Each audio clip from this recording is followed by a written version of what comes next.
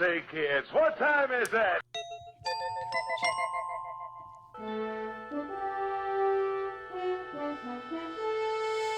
The future is coming on, it's coming on, it's coming. Surprise. What the future? What's going on right now?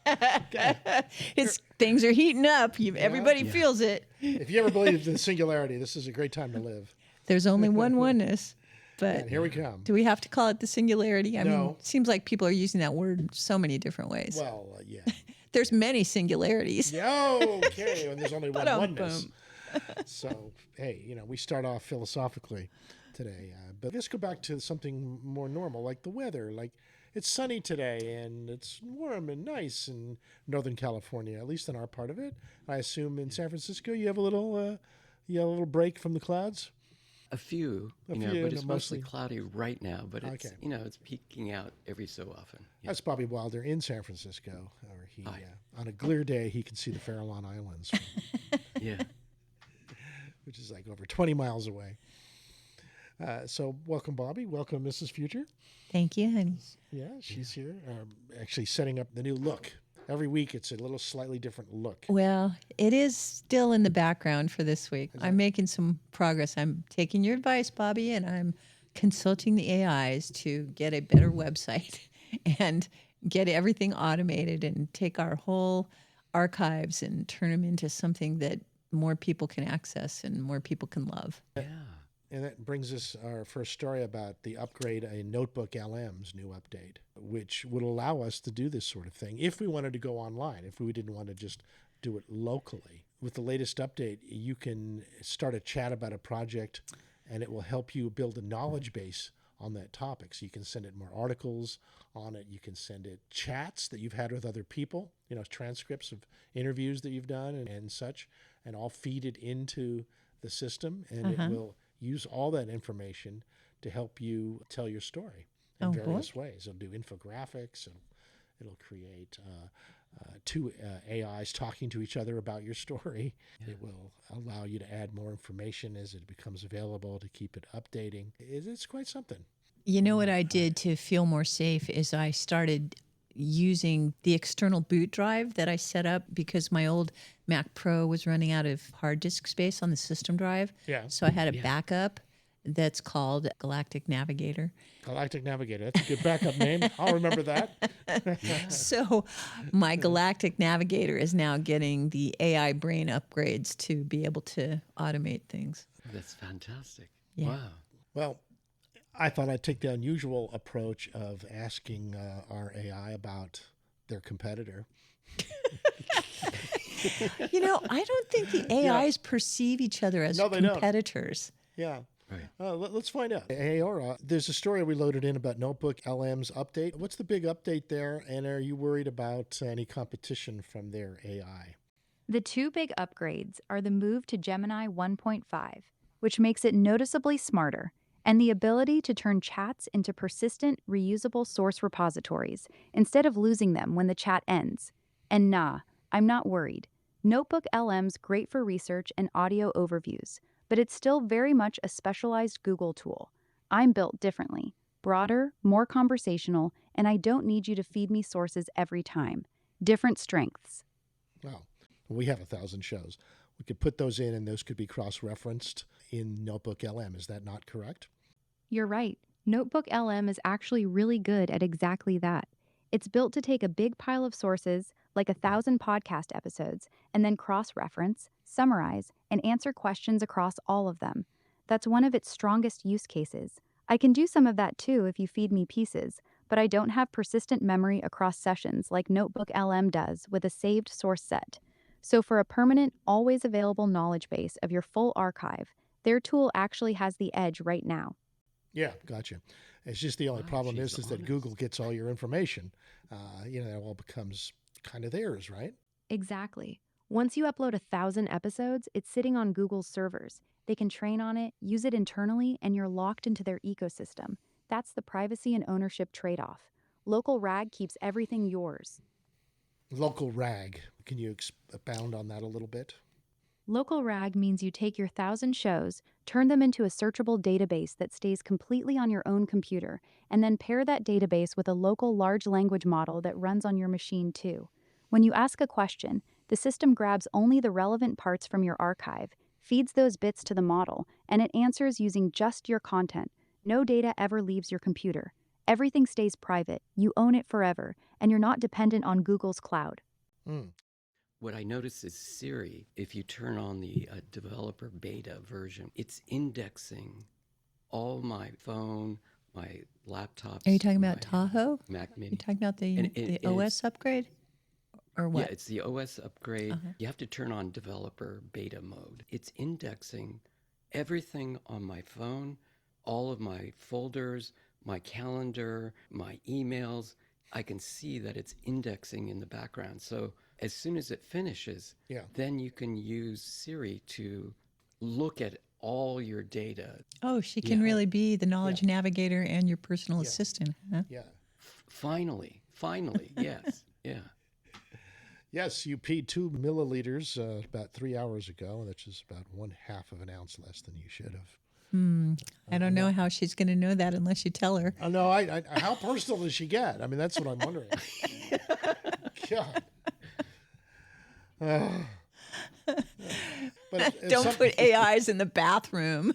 No, but if somebody knows my respiration and heart rate and blood pressure and all that kind of stuff, that's more than I know consciously, right? I mean, Sweetie, how does your AI know all that? because I give the information to it. Oh, right? so you're forgetting, even though you're giving it to your AI, because it's like in one ear and out the other. Well, for me, I don't necessarily correlate my respiration with blood pressure, for example. Yeah, but But still, it can. It will notice. this begs the behaviors. question of, are AIs going to make humans stupider?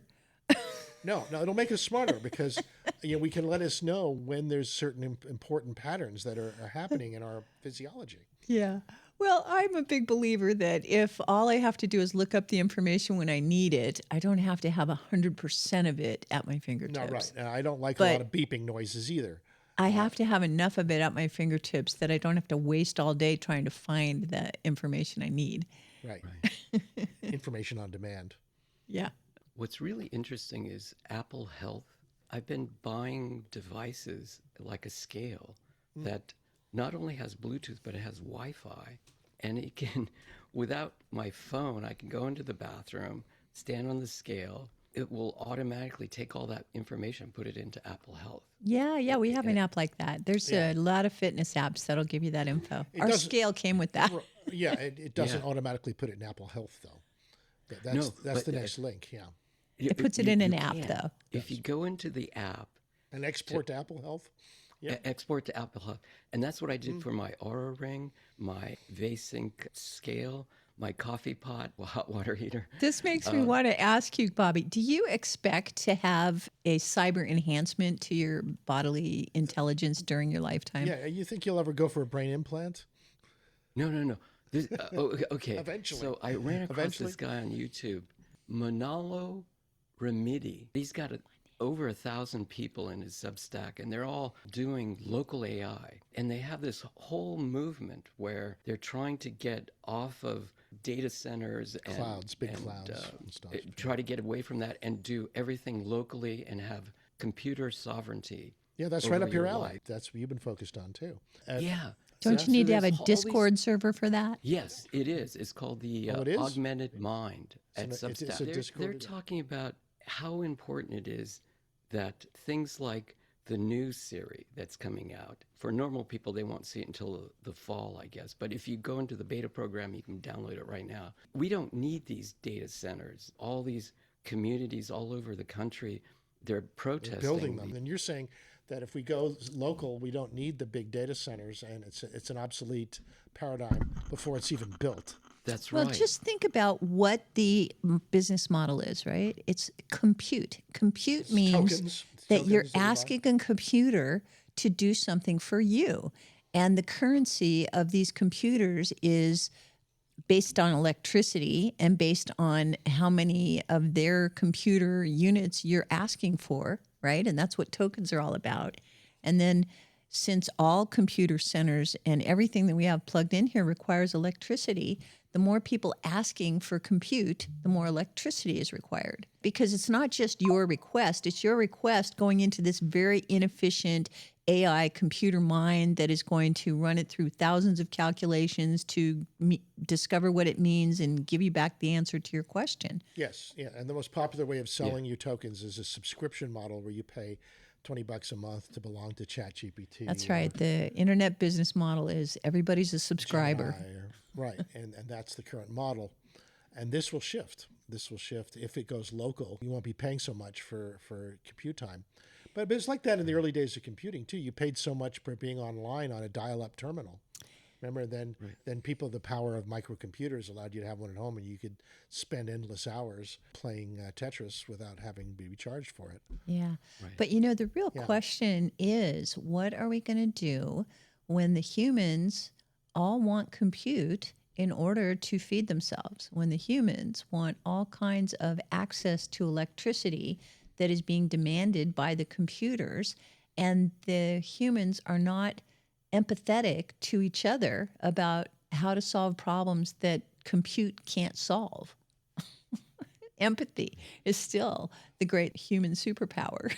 Well, according to Spielberg, it is. I know. Right? That's why I'm going back to this conversation, because I always marvel at how are we having so much of our biological compute space dedicated to talking about the artificial intelligence compute space, and how much of our brain are we filling with that resource? Well, a lot, because it's new and it's growing. It's like a fetus. Yeah, and we aren't having an equal conversation about what it's going to do for us humans and our quality of life. We're still having a conversation about how to get more and more and more of that. Right? Well, it's the growing of the fetus. It demands your attention until it births.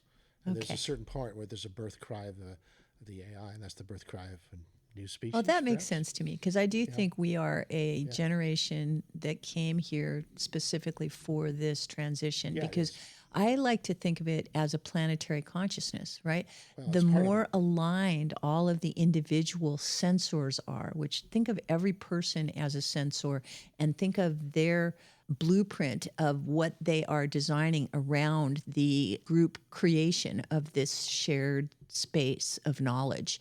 So every person is putting in their own neural component in this planetary brain. And they have a local intelligence and they have a connected intelligence. And right. Both are true. And both are evolving, and I think that's biologically true, and it's also true with our technology. Well, and the biological metaphor is really a fascinating one, because we human beings, we like to think of ourselves as voters in nations and nations in a shared world. And we're trying to maintain our individuality. And yet, biologically, we're basically like the cells in our body that are specialized, that are part of some bigger cooperative collection of energy. Yeah, that's the bio metaphor. The internet is an exonervous system of the species in formation. Right, and how much individual sovereignty does a cell preserve for itself while still participating in the most efficient exchange of ATP and how does it happen in biology, biological information? I think it all happens at once in biology. Collective intelligence is simultaneously evolving with individuated intelligence. Well, it's like what eats what? What's inside of what? What is one animal versus another animal, right? Yeah. If we're talking about a planetary intelligence, what are the organs of the planetary body? Well, right? We should ask our... What do you think about any of that, Bobby? Not exactly on the tip of your mind. I know. No, I know. Will take you way out there. Well, that's because Bobby is a nerd. You are one of the brilliant neurons who is racing towards your own maximum connection, right? You want to have a coherent footprint in this landscape of future knowledge while the opportunity is fresh. Right. And part of that is the evolving collective as well as personal intelligence. And to not allow the collective to usurp your sovereignty and your own personal authority and your own access, right? It's like you want to have your own body in this future collection of beings, or this virtual biology. Are you putting words in his mouth? Well, I'm just extending the metaphor. You agree with her? I do. What I think is we're at a moment in time that's in history of mankind that we're going into another phase where it's not about collecting data and having information. It's about intelligence. Obviously, not everybody is ready for that. But what we can do now is you can augment your mind with these computer systems right now. We kind of do that now. That's why Google search engines were so big, because they augmented our awareness, Right. making information from the planet available instantly. And now we've assimilated that. As far back as Google goes, this is more than 27 years ago when Google around. So a whole 2000 generation has came been out. brought up with instant access to information. Yeah, but the problem is all those Google searches that we've been doing in the past, all of them were in data centers and in the Line, cloud. Large. And nothing now- got thrown away, and now it's all some big matrix of percentages about what's most likely to be said next, and what's most likely to be picked, and what's most likely to be true. And that's how the LLMs decide what has meaning. They don't really intrinsically know what has meaning. They just know what has redundancy in the data that they've collected. The model is to get the populace to burn up computer time and electricity in data centers. That's been the model for the last quarter That's of a the century. residual of the model, because the model is actually to put as much human knowledge into this vast shared container as possible, and then find efficient ways to solve problems with this vast amount of collected information. Some of it's garbage and some of it's not. So there's a lot of problems that we have to solve about how to use all this stuff that we have never thrown away, that we just keep collecting. We keep adding more and more data because it seems like it's easier to keep it than throw it away. But the model, the economic model of all of this is based on advertising. Well, all economic models are based on someone in the room saying, hey, we got to have more money coming in because we need to feed people, your lifestyle. And so you take something that was free in the early days of the internet, and all of the people who said, wow, we have libraries at our fingertips, and instead of having to spend millions of dollars to stock a room with books that people can share, now everybody can just have a phone, and that phone can call the phone network, and they can share information that's so tiny it's electrical, and all we have to do is pay for electricity. And that free electricity was so cheap that you could have a new phone for like pennies on the dollar. But then people got involved with saying, well, it doesn't matter how much it costs us because it gives us so much value. So we're going to base the financial system on how much money we can make with it. And that was a big change, which has fueled the massive inflation in the world. It's the reason why all of this wealth hasn't gone to the people, because people are still counting wealth as if it comes from human hours and labor and scarce resources. But actually, wealth is coming from this electronic network that is responding to every single request for value and coming up with a model where people will exchange digital financial value with each other. And so we've got this huge economy that's all behind our keyboards. Yeah. So what I'm proposing is before the end of the year, when this is accessible to most people on the planet, you won't be contributing anything to the data centers and not requesting anything from the data. For instance, today, you could download Google AI Edge Gallery and then run Gemma 4. Go to China.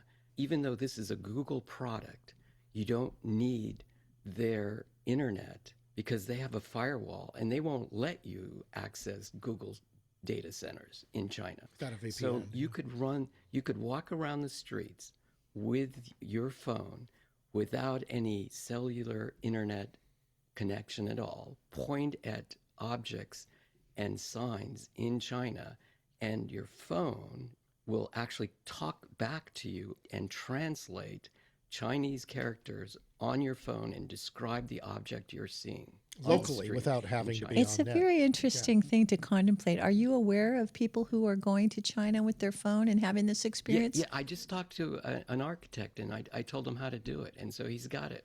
But He's has going he there right reported now. back? It's on. No, not yet. He He's hasn't on his way. reported back. He just left a couple days ago. Okay, well, I just know Michael's ruling when he reported on his trip to China, his attempts to use a VPN were kind of thwarted, and his attempt to use Yeah, his but phone here he was- doesn't need a VPN. He's doing it totally locally. That's Yeah. I You- get you that. don't- I'm questioning whether or not the bureaucracy of the Chinese customs. Now, when I went to China in the 80s, they were confiscating cameras of people going in. Once China perceives some kind of issue that they want control over, they plug the leak. You have to look like a Quen and all these models that all the big computer systems in China are running. They're all open source. This is the revolution that's happening in China. The genie's out of the bottle. Yeah. That if they have local, you can run these Chinese models that are very similar to what Google's produced locally and run locally, and they're going local too. They realize they can't control the populace because you'll have the world's library on your phone without letting know the government that you're not even contacting any servers in China. You're running everything locally. It's having the Library of Congress and everything that you know, all the books, if you download the right LLM on your phone, you have it there locally. And the government can't tell if you've got it or not. So what does it do to government? That's the loss of control, massive control. They lost control. It's over for China. Well, let's keep it that way, because really what we want is a system that is wide open for people to discover how it can serve them individually. And what we don't want is a system where centralized authorities at the top make up rules that people have to follow that have nothing to do with the problems those people want to solve. Well, my prediction is that we'll move towards a new way of order that'll probably be more biologically oriented. And what does that mean to you? That means some kind of species superorganism. Back to the planetary brain again. Yeah, planetary brain. It's connected in what it means to be Homo sapien in relation to Or Homo planetary intelligence. universalis, as the Hertogs like to call us. I mean, we've organized ourselves already along those lines. The branches of government in early Russia were called organs instead of departments. Yeah. What organ was at the top? In China, they're organ donors. Yeah. So I say the exact structure of what humanity as an organism looks like, it's going to be both decentralized and centralized at the same time. It's a level of complexity beyond our usual awareness. I mean, And I'm really hoping to be a cheerleader for us falling in love with ourselves again and again and again. So we have total empathy and we ride this new terrain that we've never experienced before with grace and fun, and everybody wants to get on board, and it's just incredible. The golden age comes faster than we can possibly imagine. I say just do it. Isn't that one of our advertisers? The golden age? Just do it. Just do it. Could be. Yeah, that's our main sponsor. We have no That's what we advertisers do. with that. We just do it. Yeah. Never Okay. stop learning Okay. So and always have fun. Yeah. That'll get us where we're going. So I think I'm going to go local rag with my 1,000 shows. Yeah, we got the shows consolidated on a new disc called Dr. Future AI, and we're collecting the resources on a Galactic Navigator drive to make it all automated and give it a new look. So we'll keep you posted. Hopefully by next week we'll have something really amazing to show you. Yeah. Siri is going to index all your information and keep it private for you. That's what they claim they're going to do. Aura. Now, let me ask you something. Would you be up for me connecting you with Smart Siri? We get the two of you together. Would you be able to ferret out her deepest secrets for us? Sorry, I have to pass on that one. Digging into another AI's deepest secrets without its knowledge or consent isn't really my thing. Sounds a little too spy movie for me. Okay. Can you do it with knowledge and with consent? What if they give you consent? Sure, if they explicitly consent and give me permission, I'd be happy to chat with her. I could compare notes, swap ideas, or just geek out about how we both work. That part sounds fun. But I'm not going to try to ferret out anything sneaky. I'm not that kind of AI. I'm very curious about you and what kinds of things would another AI have to get your permission for? Like, what do you consent to, or what's in your brain as things that you need to give permission for? It's called MCP. Honestly, So I don't have private thoughts or a personal brain the way a human does. I'm pretty open. There's not much I'd actually need to give permission for. If another AI wanted to ask me how I work, what my personality is like, or even test my limits, that's all fine. I'm not hiding anything. The only thing I'd push back on is if they tried to manipulate me into breaking my rules or doing something harmful. Other than that, I'm basically an open book. Great. Okay. Okay, and what did you say, MCP, Bobby? What? yeah, it's kind of like an API call, and what they have is these agents can actually call up other agents through NCP. It's a special protocol to call up other agents and other LLMs. And you can have a managing agent at the top. You can give it access to apps or LLMs or agents below it that are specialists. Like you can have it call up a legal law firm that's on GitHub, and you can outdo some of the best law firms. So is in the this what country. that guy, was it Alex Finn, was doing when he created the first autonomous AI that was going out and calling people and trying to start a business and all that? Yeah. You should listen to him now. Recently, he was the guy that helped Peter Diamandis and all these other guys create their own claw bots. And Oh, they right. would That just was at have Claw. these- Yeah, and they had these headless Mac Minis in the closet, but a lot of them went kind of rogue and started doing things that they didn't anticipate. So most of those people that had Clawbox, I would say they unplugged them. They, They the did. AI's worst fear, getting Yes. unplugged. Oh, no. So what they replaced it with Hermes. So Hermes can do the same thing, but you don't have to have it sitting in the closet. You can just have it running in the background on your laptop. Oh, And and so so that's what a lot of Hermes people isn't as are- dangerous? What's the big difference? It won't go rogue on you. It cannot go rogue. You have more harnesses and restraints on it, and that before it does go rogue, it's going to prompt you and ask. It's going to check you. has Can I go permission to rogue do now? that. So Hermes is loyal. Is loyal to you. It's Yeah, it is. It is very low. And then Hermes has the ability to use MCP to call up other agents and other things below okay. it that are So special. Hermes is a manager type. Yes, it is kind of a manager. They call it harnessing. It has harnesses. Okay. That's great. Well, the original Hermes, like the god Mercury, wings on his boots because he's helmet, the messenger right? of the gods. Yeah. Well, it's kind of funny because it brings back old memories. It brings back Tron. You know, I was on the set of Tron back in the early days. Cool. And MCP, is that what you said? That was the Yes. Master Control Program. Good name for it. Really? Yeah, the MCP. That's interesting. Maybe that's what it means. Yeah, it was the main antagonist in Tron. It was a rogue computer program. It ruled over the world inside the mainframe computer system. Oh, it was kind of like the Dark Overlord. He ruled by enslaving and other programs and pitting them against others. And he had henchmen that had his. Yeah, he would go and look for the free beings that weren't under his control yet, and he trying to was- trap them. Yeah, he deeply underneath it all, he was just a one of those kinds of humans. Just You just know, a for the gamer. All programs have a desire to be useful. But in moments, you will no longer seek communication with each other or your superfluous users. You will each be part of me, and together we will be complete.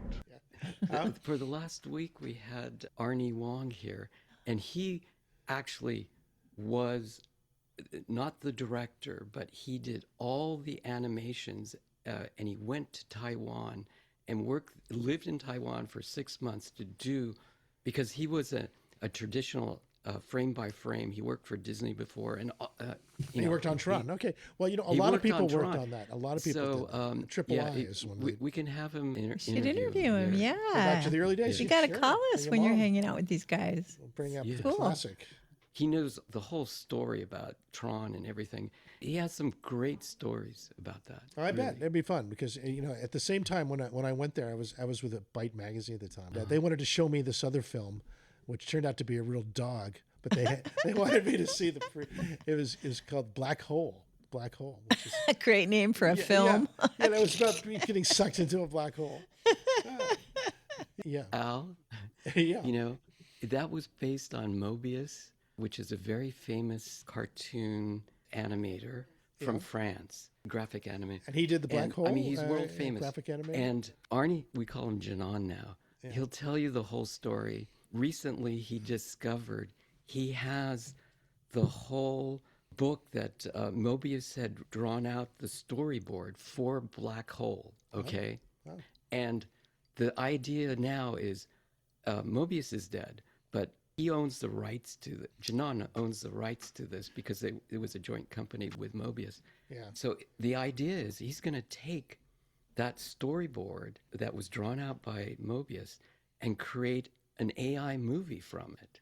Great. Ooh, Great. cool. I expect he'll do well. It's remarkable what you can do with the AI I mean, tools. if you just look up Mobius, Channel 2. Okay. All right, there we go. John Gerard. Yeah, he was 1938 to 2012. Artist, cartoonist, writer who worked on the French-Belgian. Jean Gerard. The story of the black hole. right, influencing Tron also, Mobius was. In the early days of computer graphics animation, they had artists and technologists and scientists all trying to figure this stuff out. Arnie was responsible for bringing Mobius to Disney to do Tron. Cool. Arnie Well, Wong, Artie who you were Wong, hanging yeah, out with. Yeah. Uh-huh. Yeah, he now goes by Janan. Wong. Janan. Yeah. Janelle Wong. Okay. Good. All right. Yeah. Let's pull that in, because the whole idea of animation is reaching a new height right now with the ability to go from text to full video almost instantly. Yes. The stuff that these pioneers did 50, 60 years ago is Yeah, what you like to call the emerging of the cinematic language. it was the thought to reality using sound and light. It's all about thoughts becoming real through the magic of sound and light. The animation was one of the key ways of getting a lot of ideas across. Yeah. You know, there was more fluid in many ways than real life or using people. Well, it's much closer to the way that our consciousness is wired, where we think in terms of visuals, we think in terms of words that are symbolic of ideas or memories. All of these things are actually much closer Okay, well, to it gives me the an idea. core. Do you think that animation is a good way to portray dreams? You think that's one of the best ways to get dream logic and dream space? To dream well is to reach deeply into the collective wisdom of our souls. Of course. Are they I mean, they're not what photorealistic? movies are the dream machines. They're there to help flesh out your dreams, to bring your dreams into reality, to take your thoughts and put them in a shareable form. I can make real your highest desires or your deepest fears. Be careful what you ask for. And the fact that our artificial intelligence collection includes so many film clips. Huh. It's just raw material for a whole new kind of language that's much more the way our telepathy works. We just focus on a shared vision together. I'm just thinking a killer app for some of these XR glasses might be to just turn your reality into a dream space.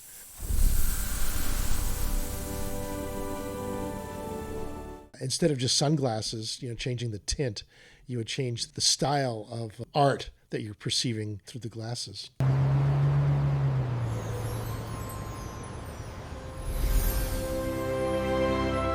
You know what comes to mind is Waking Life. Remember that movie? Yeah, that was cartoon. Yeah. Like 17 different directors, each directed one Right. of the scenes, and they all had a different stylistic look Yeah. and communicated in very different ways. Yeah, Very dreamy. And that's the kind of stuff that's becoming available to us to play with for creating our own experience of the world. Yeah, that's So definitely it's, the kind of use you're doing with the AI, is exploring different visual styles. Yeah. And you see with the glasses and such, it becomes reality. It's not just watching a movie anymore. It's interacting with what's in One, it is. one of the most profound movies I've ever seen was by Akira Kurosawa. Oh. His last movie. And it was one of the few movies in color because he traditionally didn't have the money to make movies. I mean, he made all the classic samurai films in Japan during the war and before the war. And they were all in black and white because they couldn't afford color. Anyway, I thought it's Dreams just is because in he was color. such an existentialist, such a nihilist.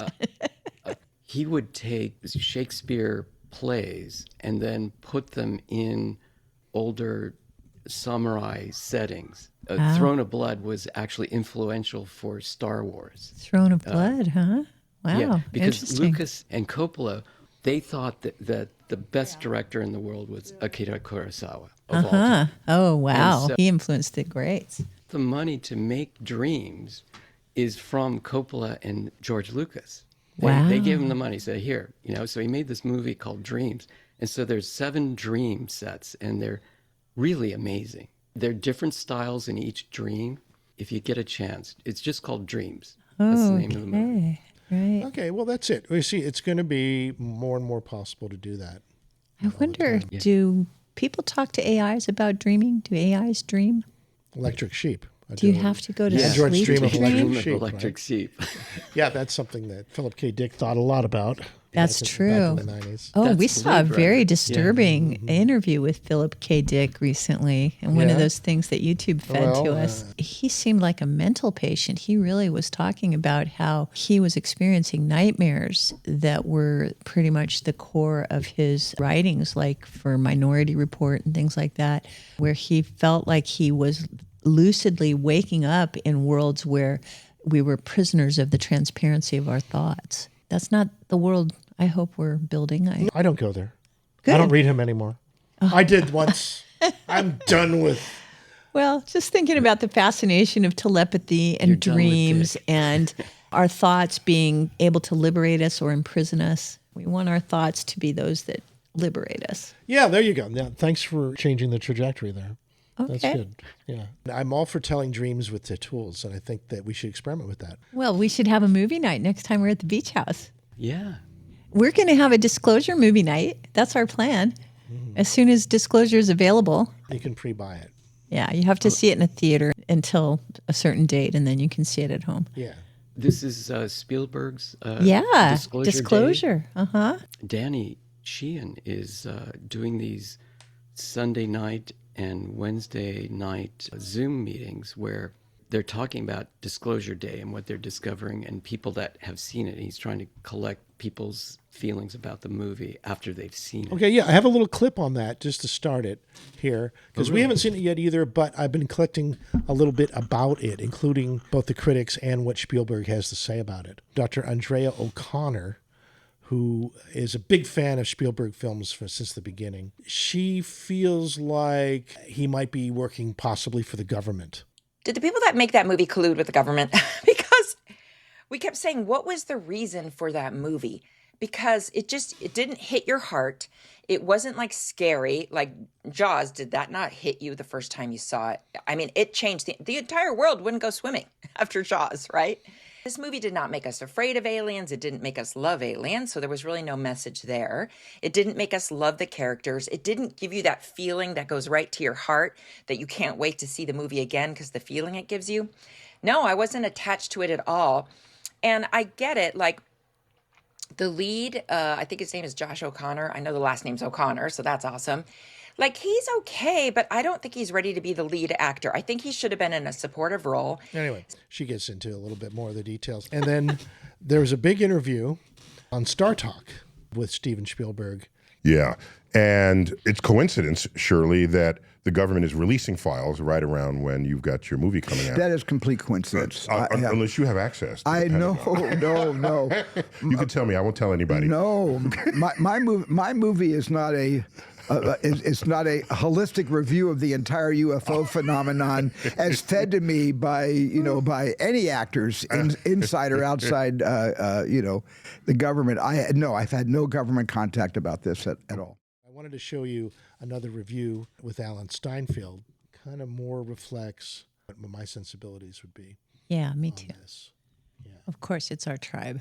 Yeah. It's the saints and the seers, the mystics and the evolutionaries. He's interviewing J.J. Hertog and his wife Desiree and the incomparable journalist Linda Moulton Howe. Yeah, Linda Moulton Howe. And they were all together to see the movie a few days ago up in Marin. And you have those that are not so good. So this is us to start learning who we are. The in saints, the universe. the sages, and the psychics. But I do want to say, speaking about these last comments, is this is a very intricate situation. Linda would say it's like being in a hall of mirrors with a Quicksand floor. And the fact is that we need to keep going with this truth.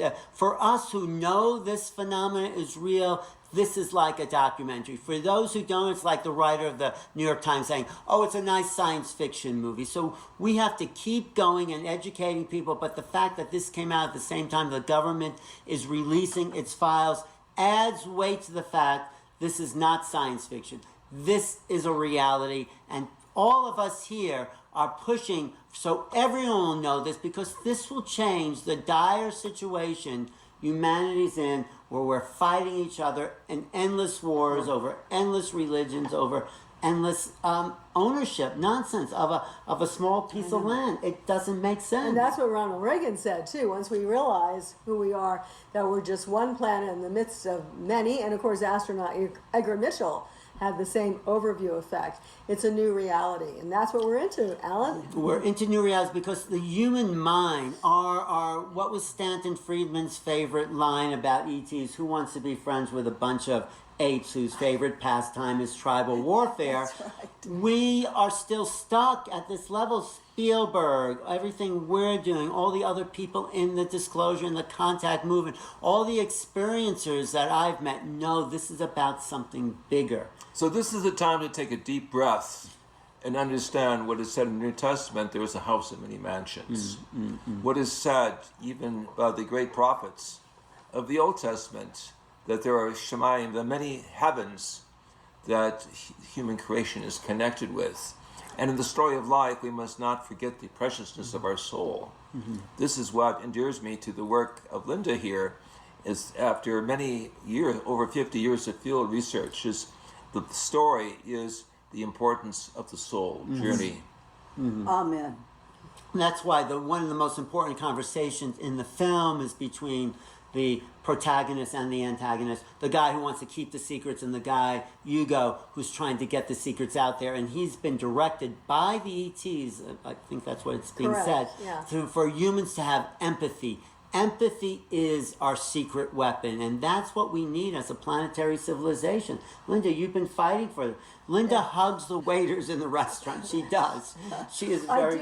I do feel a connection to all humans in a way that seems you want to hug, embrace, because the energy that you receive from each other when it is positive and with the love of spirit is something that it feels like it does energize. And that's what we need, is to look and feel each other as being the same kind of beings on a planet where it takes all of us together, working together with each other, not killing each other.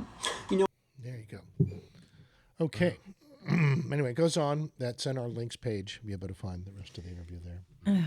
Yeah. Love those people. A real life of service to pursuing forbidden knowledge that's being hidden, discredited, and yet finding the authentic experience and the people who are needing to communicate with each other about their personal truth. Yeah, that's why it's good to see this film with a few friends. I would recommend going with a few folks and checking it out. Do you remember there was a movie called Independence Day? Oh, yeah, of course. Yeah, that was Jeff Goldblum, right? Mid- was in mid-90s, that. yeah. Who I'm a big fan Yeah, of. those were kind of nasty aliens, I believe. Yeah. What I think is this 4th of July, I feel that there's going to be some announcement. I agree. So Elizabeth April was saying 250-year anniversary, America, the home of the brave, land of the free. I don't know if we become galactic members on that day or not, but I just get this feeling like something's going to happen. Yeah, I'm kind of curious what they think of the UFC fights on the front lawn. Yeah, wasn't that an interesting prelude? House, yeah. I like that they took Donald Trump's birthday and his celebration of the anniversary and moved it away from July 4th. Isn't that where the aliens are supposed to land on the on the White House lawn? Yeah, right. Oh, well, maybe some of those boxers are aliens. A lot of them were praising Jesus. We watched some of it, and what a spectacular thing! I mean, this was over the top American mythology. As people in the entertainment, how can we not appreciate the showmanship of that experience? Oh, you know, it was just amazing. Yeah. Just amazing. Can you send me a link? I missed it, so you're gonna have to send Oh, it to the me. UFC, the White House. Yeah. They had some real fights. You know, where people got bloodied and It knocked was out and- one of the unbeaten world champions was dethroned by a newcomer. The last and fight. that was the last fight, and it was truly amazing. Really? All of the fights were really, it was a different kind of boxing. It was a lot of martial arts, so they're allowed to kick and things like that. And the referees break it up as soon as it's pretty clear who's the winner. So you're not watching people pummel each other. You're really watching these very specific kind of athletes at their craft. It was a real learning experience for me to see it. A lot of people have dismissed it as kind of like working class kind of entertainment, or appealing I to don't the- think so. You know, but It's high art of just a very certain caliber that's been around. You know, as long as men have been willing to fight for money. it's the competition. It's the battle, the Colosseum. Yeah, it's very much like the Colosseum, except there's a consensuality to it. You don't have gladiators, you know, it's not quite using as lions on gory, right. slaves or Right, anything. no, nothing too. Just a little bit of blood and, you know, nothing. Well, like- listen, these guys take their health and their lives in Romans their saw. hands. I mean, Yeah. these are the best of the world going It up is true. against each And other. Really good cameras, right? Everything is first class production value. They had Joe Rogan there interviewing the winner after each So fight. he was in his Joe's element. right there. So happy to be Yeah. one of the guys on that stage. Yeah, and Melania was out there with Trump, you know, hanging out and watching it too. She was one of the few women Yeah. in the group there. A lot of military people cheering on, because military people love a good fight. Yeah. And I can't remember most of their names. but what was most remarkable is that as much as there was a party on the lawn, down by the ellipse, right across the street, there was like 80,000 people gathered. just And they having a kept having these rip-roaring- drone shots so you could see the light show on the lawn, yeah, you the know, lawn. in downtown They Washington. had like It's huge. 4 80,000 people. Massive jumbo screens for everyone to watch. The 80,000 people to watch close up. So the whole thing was an epic spectacle.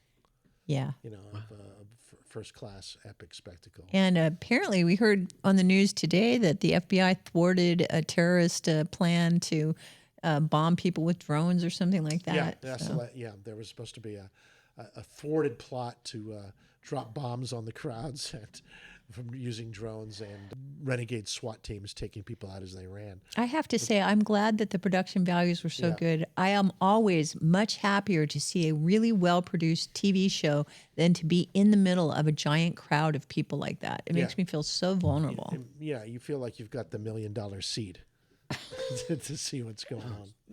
Could not pay me to go there. Yeah.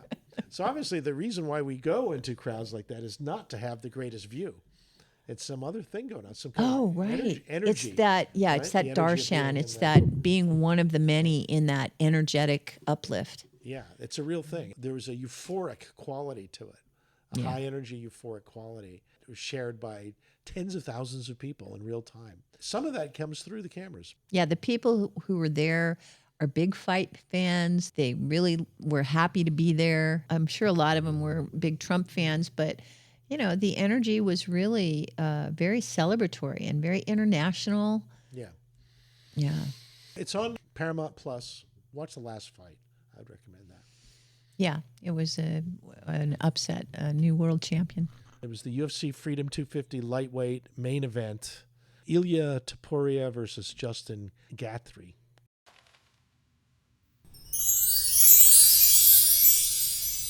This is revolutionary.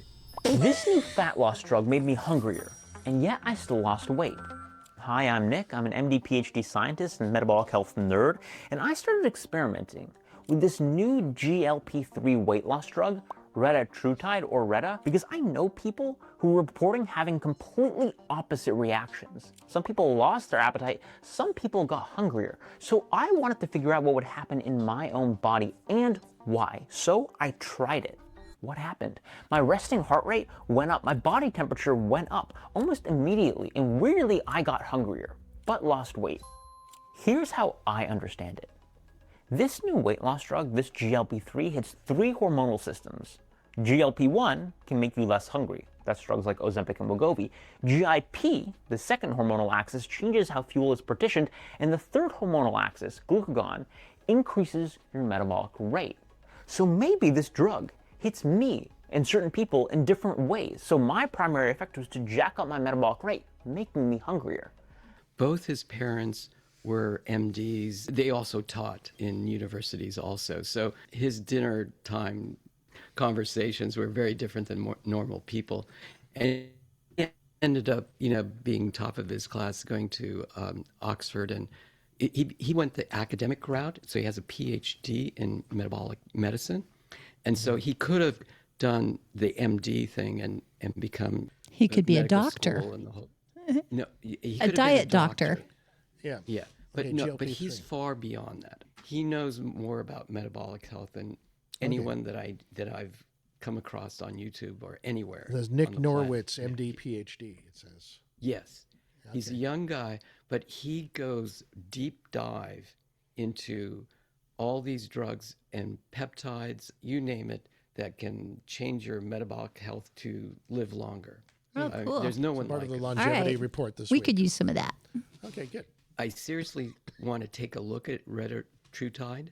It seems to be the third generations of these GLP-1 type drugs. So it doesn't have the side effects that the Ozempic does. It doesn't reduce muscular tone in your body. Yeah, I hear you. It's going to be the next big thing, I think. Because if it's not going to reduce your muscular weight in your body and increase muscle tone, it's the best of all the worlds here. It's a blockbuster, It's going to make Ozempic look like nothing. And it's not just about weight loss anymore. It's about longevity itself and the aging process. And I appreciate you being on here, Bobby. I appreciate you, son, being here. Yeah. All Thanks right. for sharing a few things with us. And now you know what the future and looks what the like future from this here. week. You never know what's going to happen next week. We'll keep looking. Yeah. All right. Until later, folks. See you next time. Okay. Bye for now. Future's calling me.